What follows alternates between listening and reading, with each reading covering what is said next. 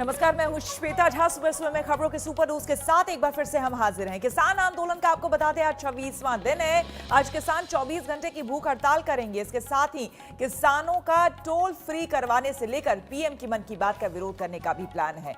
किसानों के इतने कड़े रुख के बावजूद देश के गृह मंत्री ने इस मामले को जल्द समाधान की तरफ बढ़ता हुआ बताया है। इस बीच सरकार ने किसानों को फिर से बातचीत का न्योता दिया है। सरकार ने 40 किसान संगठनों को चिट्ठी लिखकर बातचीत की तारीख खुद तय करने को कहा है।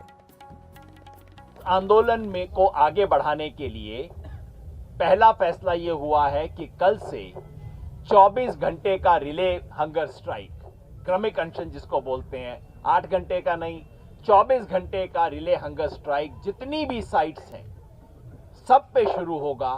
और हम देश भर में इस आंदोलन के पक्ष में जहां पे भी धरने चल रहे हैं, बहुत जगह पे धरने चल रहे हैं, सबसे अपील करते हैं कि 24 घंटे का रिले हंगर स्ट्राइक कल से यहां पे शुरू करें। यहां पे 11 लोगों का शुरू होगा। यहां पे जितने भी मोर्चे हैं सब पे 11 लोगों का शुरू होगा। 11 लोगों की टीम 24 घंटे के लिए बैठेगी। उसके बाद 11 लोग उसको शुरू करेंगे। वो यहां पे सब साइट्स पे शुरू होगा और बाहर देश में जहां भी लोग कर रहे हैं वो अपनी स्ट्रेंथ के हिसाब से इसका फैसला कर सकते हैं। और सीधे आपको लिए चलते हैं सिंगू बॉर्डर, जहां से हमारे संवाददाता सुशांत मेहरा हमारे साथ जुड़े हैं। सुशांत, जानना चाहेंगे, लगातार ये आंदोलन और तेज होता जा रहा है। आज एक बार फिर से भूख हड़ताल, इससे पहले 8 से 3 बजे तक का भूख हड़ताल हो चुका था और इस बार 24 घंटे का भूख हड़ताल। आखिर कैसे मसला हल होगा? देखिए श्वेता जी, 26वां दिन है। किसानों की तरफ से साफ तौर पर ये कहा गया है कि बातचीत से हल जरूर निकलेगा, लेकिन बातचीत का हल तभी निकलेगा जब खुद प्रधानमंत्री इस मुद्दे पर आकर के बातचीत करेंगे किसानों के साथ। वो मंत्रियों के साथ बातचीत करने के लिए किसी प्रकार की नहीं चाहते हैं। वो चाहते हैं कि खुद प्रधानमंत्री आए और जो कानून पास हुआ है उसको पूरी तरह से रद्द करें और कहें कि इस पर बातचीत जो है वो की जाएगी, इसके अंदर बदलाव जो है वो किए जाएंगे, तभी किसान जो है वो मानने के लिए राजी हैं। आज 24 घंटे का उपवास जो है वो किसानों की तरफ से रखा गया है। इसके अलावा टोल प्लाजास के अंदर विरोध जो है वो किसानों की तरफ से किया गया। तकरीबन 8 बजे के आसपास सिंगू बॉर्डर पर तमाम जो किसान लीडर हैं वो यहाँ पर मंच पर बैठेंगे और उसके बाद से ही लगातार विरोध जो है वो शुरू होगा। उसके बाद अनशन, अगर कहा जाए भूख हड़ताल जो है वो 24 घंटे का यहाँ पर किसान जो है वो करेंगे। इसके अलावा जो किसान लीडर अलग अलग पंजाब के अलग अलग जिलों से आए हैं वो भी यहाँ पर बैठेंगे मंच पर और जो लोग हैं, जो संगत हैं, उनको संबोधित करेंगे कि कैसे इस लड़ाई को आगे लेकर के जाना है, किस तरीके से इस कानून को पूरी तरह से रद्द करवाना है। सरकार से अब अपील नहीं, सरकार को इस तरीके से लाना है ताकि इस बिल को कानून को पूरी तरह से रद्द किया जा सके। बिल्कुल, बहुत बहुत शुक्रिया आपका सुशांत, तमाम जानकारी के लिए। दिल्ली की सीमाओं पर किसान कड़कड़ाती ठंड में जमे हुए हैं। किसान कृषि कानून रद्द किए जाने की मांग पर अड़े हैं और टस से मस नहीं हो रहे हैं। इस बीच आपको बता दें, कई किसान संगठन कृषि कानूनों का समर्थन कर रहे हैं। कल कृषि भवन में कृषि कानूनों का समर्थन करने वाले किसानों के एक दल ने कृषि मंत्री नरेंद्र सिंह तोमर से मुलाकात भी की।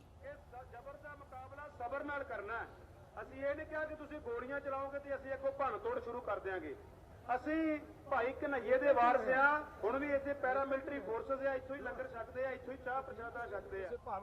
तो आपको बता दें कि कई ऐसे संगठन हैं जो कि कृषि कानून का समर्थन कर रहे हैं। किसान संगठन जिन्होंने कृषि भवन में कल मुलाकात की है नरेंद्र सिंह तोमर से, और दूसरी तरफ खास करके पंजाब, हरियाणा, उत्तर प्रदेश, उत्तराखंड के जो किसान हैं वो लगातार दिल्ली के आसपास के बॉर्डर पर जमे हुए हैं और उनका विरोध जबरदस्त है। वो टस से मस होने को तैयार नहीं है। और आप देख रहे हैं सुबह सुबह आज 26वें दिन भी आपको बता दें किसान आंदोलन जारी है। आज किसान 24 घंटे की भूख हड़ताल करेंगे। इसके अलावा किसानों का टोल फ्री करवाने से लेकर प्रधानमंत्री मोदी की मन की बात का विरोध करने का भी प्लान है। इस बीच सरकार ने किसानों को फिर से बातचीत का न्योता दिया है। सरकार ने 40 किसान संगठनों को चिट्ठी लिखकर बातचीत की तारीख बताने को कहा है।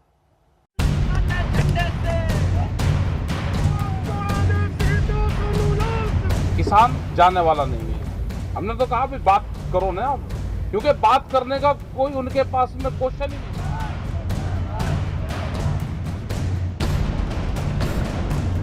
24 घंटे का रिले हंगर स्ट्राइक जितनी भी साइट्स हैं सब पे शुरू होगा।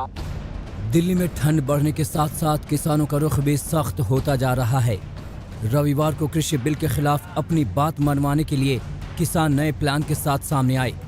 स्वराज इंडिया के प्रमुख योगेंद्र यादव ने सिंघू बॉर्डर पर हुए संवाददाता सम्मेलन में 24 घंटे भूख हड़ताल करने का ऐलान किया। 24 घंटे का रिले हंगर स्ट्राइक, क्रमिक अनशन जिसको बोलते हैं, 8 घंटे का नहीं, 24 घंटे का रिले हंगर स्ट्राइक जितनी भी साइट्स हैं सब पे शुरू होगा। और हम देश भर में इस आंदोलन के पक्ष में जहां पे भी धरने चल रहे हैं, बहुत जगह पे धरने चल रहे हैं, सबसे अपील करते हैं कि 24 घंटे का रिले हंगर स्ट्राइक कल से यहां पे शुरू करें। पहले ही कड़ाके की सर्दी में सड़क पर बिस्तर लगाने वाले किसान तमाम परेशानी झेल रहे हैं। ऐसे में भूख हड़ताल का ऐलान एक बड़ा फैसला है, लेकिन देश का अन्नदाता यहीं रुकने को राजी नहीं है। कृषि कानून के खिलाफ भूख हड़ताल के अलावा किसानों ने 23 दिसंबर को लोगों से एक वक्त का खाना छोड़ने की अपील की है।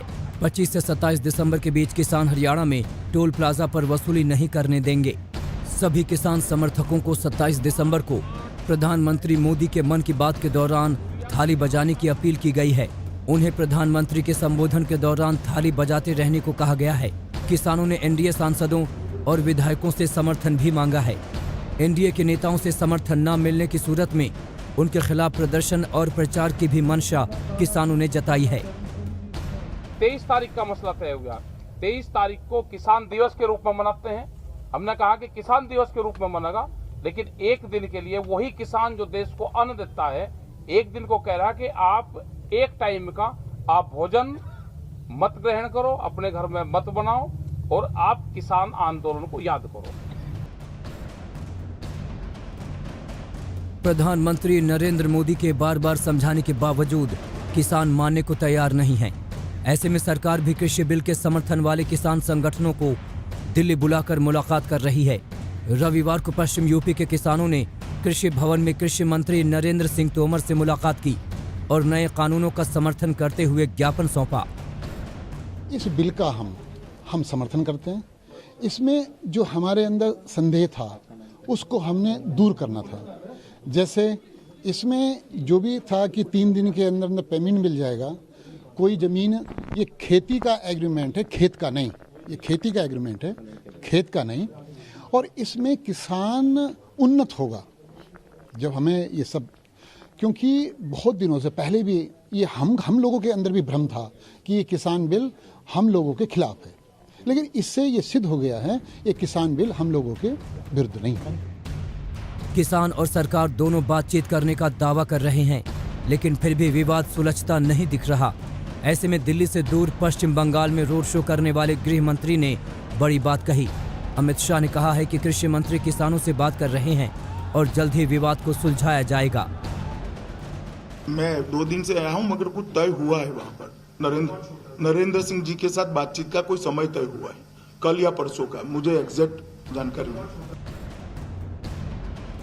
अमित शाह के इस बयान से सवाल उठता है कि क्या सरकार और किसानों के बीच कोई सहमति बन गई है? क्या दोनों पक्ष अपना रुख लचीला करने के लिए तैयार हो गए हैं? देश तो यही उम्मीद करेगा कि नए साल से पहले ये विवाद खत्म हो जाए, ताकि दिल्ली की सर्दी में ठिठुरता देश का अन्नदाता सम्मान के साथ अपने खेतों में लौट जाए। आज तक ब्यूरो। सरकार और किसानों के बीच चल रहे इस टकराव के बीच प्रधानमंत्री नरेंद्र मोदी ने किसान आंदोलन पर एक गहरा संदेश दिया है। उन्होंने दिल्ली में गुरुद्वारा रकाबगंज साहिब का अचानक दौरा किया और यहां अपना सर्वोच्च बलिदान देने वाले गुरु तेग बहादुर को श्रद्धांजलि दी। किसान आंदोलन में अधिकतर पंजाब के सिख किसान हैं, जो ये माना जा रहा है कि पीएम का ये संदेश उन्हीं के लिए है। ये मोदी अचानक दिल्ली के गुरुद्वारा रकाबगंज साहिब के प्रांगण में जब पहुंचे तो लोग चौंक गए। न गाड़ियों का लंबा चौड़ा काफिला था, न सुरक्षा का तामझाम, न ही कोई ट्रैफिक डायवर्जन। कड़ाके की ठंड के बीच पीएम बड़ी ही सादगी से किसी सामान्य व्यक्ति की तरह गुरुद्वारा रकाबगंज पहुंचे। पीएम ने सिखों के 9वें गुरु गुरु तेग बहादुर को उनके शहीदी दिवस पर श्रद्धांजलि दी और रुमाला चढ़ाकर मत्था टेका। दिल्ली का गुरुद्वारा रकाबगंज सिखों का पवित्र स्थल है। ये वही स्थान है जहां सिखों के 9वें गुरु गुरु तेग बहादुर जी का अंतिम संस्कार किया गया था। 1675 में मुगल शासक औरंगजेब के फरमान पर उनकी हत्या की गई थी।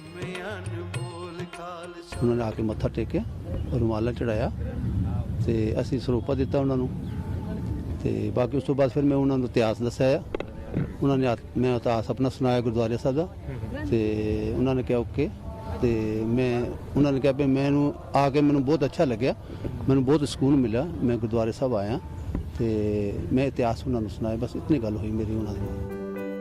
प्रधानमंत्री नरेंद्र मोदी का रकाबगंज गुरुद्वारे का ये दौरा तब हुआ है जब राजधानी दिल्ली को चारों ओर से किसान घेरे हुए हैं और धरने पर बैठे हैं। इन किसानों में पंजाब के सिखों का बड़ा धड़ा भी है।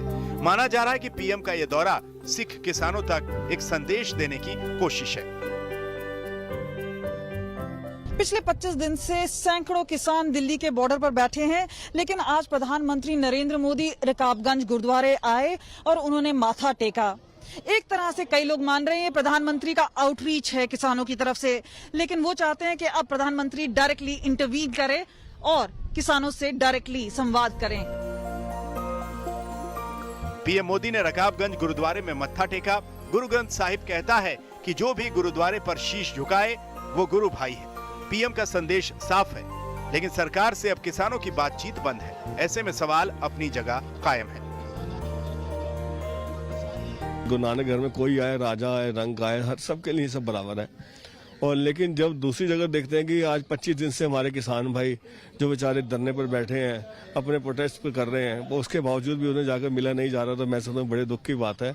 किसान हमारा अन्नदाता है, अगर अन्नदाता खुश नहीं हम कभी खुश नहीं रह सकते। जो सामाजिक हमारे महापुरुष थे जिन्होंने कुर्बानी दी, वहाँ पे जाना तो शुरू हुए। चौधरी चरण सिंह की समाधि पे भी जाना चाहिए, 7 साल से नहीं गए। अच्छा, वहाँ पे भी 23 तारीख आ रही है ना, 23 दिसंबर, तो वहाँ पे भी जाना चाहिए। अब की बार वहाँ पे भी चले जाए। प्रधानमंत्री नरेंद्र मोदी लगातार किसानों को समझाने की कोशिश कर रहे हैं और हर कोशिश यही बताने की है कि कृषि कानून उनके हक में है।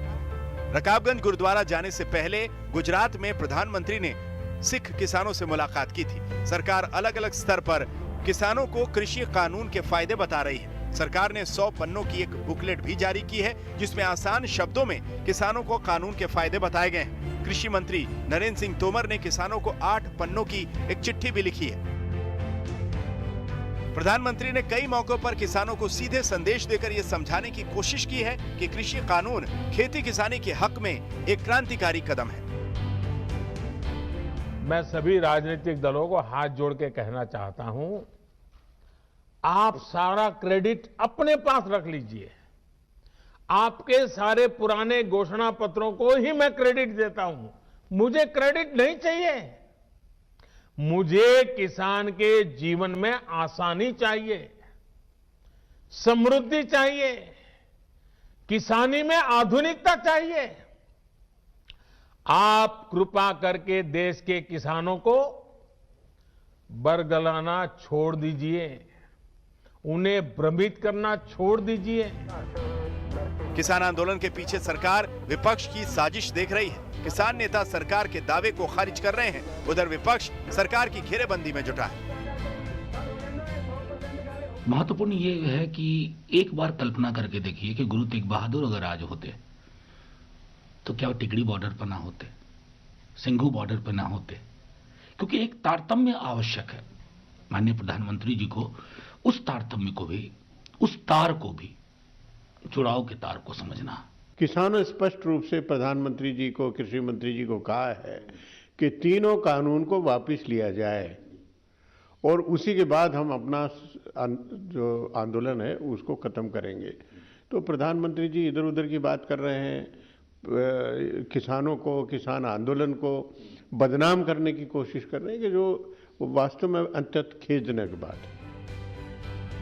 विरोध और राजनीति से परे प्रधानमंत्री मोदी का गुरुद्वारा रकाबगंज जाना एक गहरा संदेश देता है और ये संदेश किसानों तक निस्संदेह पहुंच भी गया होगा। यानी मुमकिन है कि सरकार और किसानों से बातचीत फिर से शुरू हो और गतिरोध टूटे। कमलजीत संधू के साथ राम किंकर सिंह, दिल्ली, आज तक। नेपाल में सियासी संकट गहराता जा रहा है। प्रधानमंत्री केपी शर्मा ओली ने कल संसद भंग करने की सिफारिश की, जिसे राष्ट्रपति विद्यादेवी भंडारी ने औपचारिक मंजूरी दे दी है। नेपाल में अगले साल 30 अप्रैल और 10 मई के बीच चुनाव कराए जाएंगे।